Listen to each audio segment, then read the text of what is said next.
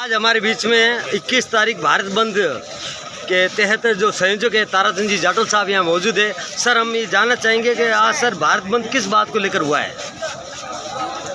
1 अगस्त 2024 को माननीय उच्चतम न्यायालय ने एक निर्णय दिया और उसके अंदर कैटेगरी और क्रीमी लेयर ये 2 कंसेप्ट डाल दिए और हम लोग इसका विरोध करने के लिए और इसके साथ में हमारी जो लंबित मांगे हैं उनके संबंध में श्रीमान जिला कलेक्टर महोदय के मार्फत महामहिम राष्ट्रपति जी को ज्ञापन देने के लिए सारे लोग यहाँ कलेक्ट्रेट आए हैं। बहुत अच्छी बात है। सर, आप क्रीमी लेयर का पूरा मतलब आप समझा पाएंगे हमें?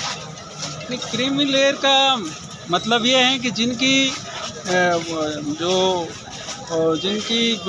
सालाना इनकम 8 लाख रुपए से ज़्यादा वार्षिक होगी वो लोग क्रीमी लेयर में आएंगे और क्रीमी लेयर आने के बाद में ये SC ST के आरक्षण से वंचित हो जाएंगे।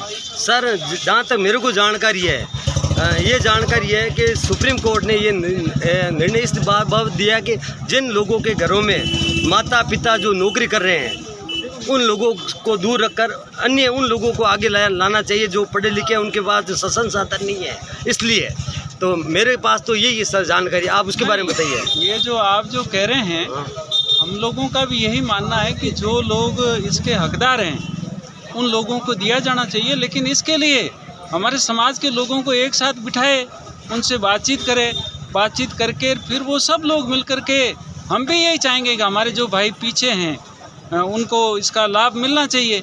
और रियल में सरकारें हमें जो है लड़ाने का काम करती है, ना तो अब कोई आरक्षण बचा है और ना और सारे उद्योग धंधे प्राइवेट लोगों को दे दिए हैं, कहीं हमारे लिए कहीं कोई जगह ही नहीं बची है। ये तो लड़ाने के लिए इस टाइप से ये सरकारें कर रही है, बाकी नौकरियां है कहाँ? सारा सिस्टम तो प्राइवेट को दे दिया। हमारी चाहे सड़कें हो, हमारे चाहे रेल हो, चाहे जो है हवाई अड्डे हो, बंदरगाह हो और बड़े बड़े प्रतिष्ठान सारे प्राइवेट लोगों को बांटे जा रहे हैं। और शिक्षा को भी इन्होंने प्राइवेट हाथों में दे दी, चिकित्सा को प्राइवेट हाथों में दे दिया और जितने सरकारी जो काम हैं, जो लोगों की सामाजिक सुरक्षा के काम थे, जो सरकार के जिम्मे थे, सरकार इससे पल्ला झाड़ने के लिए सब प्राइवेट लोगों को दिए जा रही है और हम लोगों को उसे वंचित कर रहे हैं।